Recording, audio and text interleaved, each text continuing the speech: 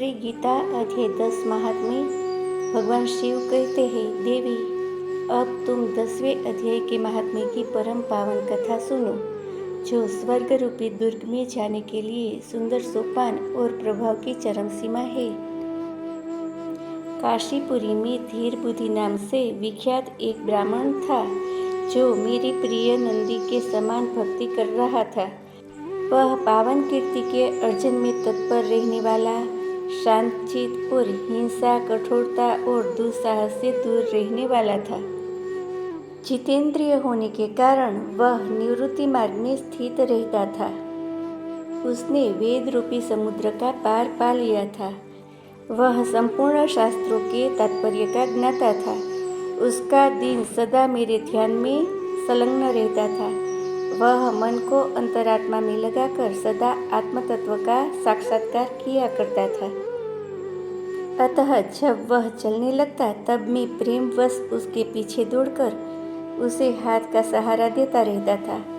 यह देख मेरे पार्षद भृंगी ने पूछा, भगवान, इस प्रकार भला किसने आपका दर्शन किया होगा? इस महात्मा ने कौन सा तप, होम अथवा जप किया है कि स्वयं आप ही पग पग पर उसे हाथ का सहारा देते रहते हैं?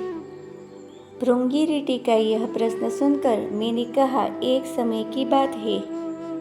कैलाश पर्वत के पार्श्वभागम में पुनाग वन के भीतर चंद्रमा की अमृतमयी किरणों से धुली हुई भूमि में एक वेदी का आश्रय लेकर मैं बैठा था। मेरे बैठने के क्षण भर बाद ही सहसा बड़े जोर की आंधी उठी। वहाँ के वृक्षों की शाखाएं नीचे ऊपर होकर आपस में टकराने लगी। कितनी ही टहनियाँ टूट टूट कर बिखर गई। पर्वत की अविचल छाया भी हिलने लगी। इसके बाद यहाँ महान भयंकर शब्द हुआ, जिससे पर्वत की कंदराएं प्रतिध्वनित हो उठी। तदनंतर आकाश से कोई विशाल पक्षी उतरा, जिसकी कांति काले मेघ के समान थी। वह कज्जल की राशि, अंधकार के समूह अथवा पंख कटे हुए काले पर्वत सा जान पड़ता था। पैरों से पृथ्वी का सहारा लेकर उस पक्षी ने मुझे प्रणाम किया और एक सुंदर नवीन कमल मेरे चरणों में रखकर स्पष्ट वाणी से स्तुति करनी आरंभ की। पक्षी बोला, देव आपकी जय हो। आप चिदानंदमयी, सुधा के सागर तथा जगत के पालक हैं। सदा सद्भावना से युक्त और अनासक्ति की लहरों से उल्लसित है। आपके वैभव का कहीं अंत नहीं है। आपकी जय हो। अद्वैत वासना से परिपूर्ण बुद्धि के द्वारा आप त्रिविध मलों से रहित है। आप जितेंद्रिय भक्तों को अधीन, अविद्यामयी, उपाधि से रहित, नित्य मुक्त, निराकार, निरामयी, असीम, अहंकार शून्य, आवरण रहित और निर्गुण है। आपके भयंकर ललाट रूपी महासर्प की विष ज्वाला से आपने कामदेव को भस्म किया। आपकी जय हो। आप प्रत्यक्ष आदि प्रमाणों से दूर होते हुए भी प्रमाण स्वरूप है। आपको बार बार नमस्कार है। चैतन्य के स्वामी तथा त्रिभुवन रूपधारी आपको प्रणाम है। मैं श्रेष्ठ योगियों द्वारा चुंबित आपके उन चरण कमलों की वंदना करता हूँ, जो अपार भव पाप के समुद्र से पार उतारने में अद्भुत शक्तिशाली है। महादेव, साक्षात बृहस्पति भी आपकी स्तुति करने की धृष्टा नहीं कर सकती। सहस्त्र मुखों वाले शेषनाग में भी इतना चातुर्य नहीं है कि वे आपके गुणों का वर्णन कर सके। फिर मेरे जैसे छोटी बुद्धि वाले पक्षी की तो विषाद ही क्या है। उस पक्षी के द्वारा किए हुए इस स्तोत्र को सुनकर मैंने उससे पूछा, विहंगम, तुम कौन हो और कहाँ से आए हो? तुम्हारी आकृति तो हंस जैसी है, मगर रंग कौवे का मिला है। तुम जिस प्रयोजन को लेकर यहाँ आए हो, उसे बताओ। पक्षी बोला, देवेश, मुझे ब्रह्मा जी का हंस जानिए। धूर्जटे, जिस कर्म से मेरे शरीर में इस समय कालिमा आ गई है, उसे सुनिए।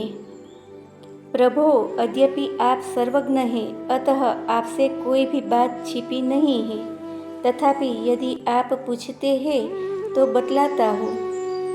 सौराष्ट्र सूरतनगर के पास एक सुंदर सरोवर है जिसमें कमल लहराते रहते हैं। उसी में से बाल चंद्रमा के टुकड़े जैसे श्वेत मृगालों के ग्रास लेकर मैं तीव्र गति से आकाश में उड़ रहा था। उड़ते उड़ते सहसा वहाँ से पृथ्वी पर गिर पड़ा। जब होश में आया और अपने गिरने का कोई कारण न देख सका तो मन ही मन सोचने लगा, ओहो, यह मुझ पर क्या पड़ा, आज मेरा पतन कैसे हो गया। पके हुए कपूर के समान मेरे श्वेत शरीर में यह कालिमा कैसे आ गई। इस प्रकार विस्मित होकर मैं विचार कर ही रहा था कि उस पोखरे के कमलों में से मुझे ऐसी वाणी सुनाई दी, हंसा उठो, मैं तुम्हारे गिरने और काले होने का कारण बताती हूँ। तब मैं उठकर सरोवर के बीच गया और वहाँ 5 कमलों से युक्त एक सुंदर कमलिनी को देखा। उसको प्रणाम करके मैंने प्रदक्षिणा की और अपने पतन का कारण पूछा। कमलिनी बोली, कलहंस, तुम आकाश मार्ग से मुझे लांघ कर गए हो। उसी पातक के परिणामवश तुम्हें पृथ्वी पर गिरना पड़ा है तथा उसी के कारण तुम्हारे शरीर में कालिमा दिखाई देती है। तुम्हें गिरा देख मेरे हृदय में दया भर आई और जब मैं इस मध्यम कमल के द्वारा बोलने लगी उस समय मेरे मुख से निकली हुई सुगंध को सुनकर 60,000 भौरे स्वर्गलोक को प्राप्त हो गई। पक्षीराज, जिस कारण मुझ में इतना प्रभाव आया है उसे बतलाती हूँ, सुनो। इस जन्म से पहले तीसरे जन्म में मैं इस पृथ्वी पर एक ब्राह्मण की कन्या के रूप में उत्पन्न हुई थी। उस समय मेरा नाम सरोज वंदना था। मैं गुरुजनों की सेवा करती हुई सदा एकमात्र पतिव्रत के पालन में तत्पर रहती थी। एक दिन की बात है, मैं एक मीना को पढ़ा रही थी। उससे पति सेवा में कुछ विलंब हो गया। इससे पति देवता कुपित हो गए और उन्होंने शाप दिया, पापिनी, तू मीना हो जा। मरने के बाद यद्यपि मैं मीना हुई तथापि पातिव्रत्य के प्रसाद से मुनियों के ही घर में मुझे आश्रय मिला। किसी मुनि कन्या ने मेरा पालन पोषण किया। मैं जिनके घर में थी वे ब्राह्मण प्रतिदिन विभूति योग के नाम से प्रसिद्ध गीता के 10वें अध्याय का पाठ करते थे और मैं उस पापहारी अध्याय को सुना करती थी। विहंगम काल आने पर मैं मीना का शरीर छोड़कर 10वें अध्याय की महात्म्य से स्वर्गलोक में अप्सरा हुई। मेरा नाम पद्मावती हुआ और मैं पद्मा की प्यारी सखी हो गई। एक दिन मैं विमान से आकाश में विचर रही थी। उस समय सुंदर कमलों से सुशोभित इस रमणीय सरोवर पर मेरी दृष्टि पड़ी और इसमें उतरकर जो ही मैंने जल क्रीड़ा आरंभ की त्यों ही दुर्वासा मुनि आ धमके। उन्होंने वस्त्रहीन अवस्था में मुझे देख लिया। उनके भय से मैंने स्वयं ही कमलिनी का रूप धारण कर लिया। मेरे दोनों पैर 2 कमल हुए, दोनों हाथ भी 2 कमल हुए और शेष आँखों के समान मेरा मुख भी कमल हो गया। इस प्रकार मैं 5 कमलों से युक्त हुई। मुनिवर दुर्वासा ने मुझे देखा, उसके नेत्र क्रोधाग्नि से जल रहे थे। मुनिवर दुर्वासा बोले, पापिनी, तू इसी रूप में 100 वर्ष तक पड़ी रह। यह शाप देकर वे क्षण भर में अंतर्ध्यान हो गए। कमलिनी होने पर भी विभूति योगाध्याय के महात्म्य से मेरी वाणी लुप्त नहीं हुई है। मुझे लांघने मात्र से अपराध में तुम पृथ्वी पर गिरे हो। पक्षीराज, यहाँ खड़े हुए तुम्हारे सामने ही आज मेरे शाप की निवृत्ति हो रही है, क्योंकि आज 100 वर्ष पूरे हो गए हैं। मेरे द्वारा गाए जाते हुए इस उत्तम अध्याय को तुम भी सुन लो। उसके श्रवण मात्र से तुम भी आज मुक्त हो जाओगे। यह कहकर पद्मिनी ने स्पष्ट तथा सुंदर वाणी से 10वें अध्याय का पाठ किया और वह मुक्त हो गई। उसे सुनने के बाद उसी के दिए हुए इस कमल को लाकर मैंने आपको अर्पण किया है। इतनी कथा सुनाकर उस पक्षी ने अपना शरीर त्याग दिया। यह एक अद्भुत सी घटना हुई। वही पक्षी अब 10वें अध्याय के प्रभाव से ब्राह्मण कुल में उत्पन्न हुआ है। जन्म से ही अभ्यास होने के कारण शैशवावस्था से ही उसके मुख से सदा गीता के 10वें अध्याय का उच्चारण हुआ करता है। 10वें अध्याय के अर्थ चिंतन का यह परिणाम हुआ है कि यह सब भूतों में स्थित शंख चक्रधारी भगवान विष्णु का सदा ही दर्शन करता रहता है।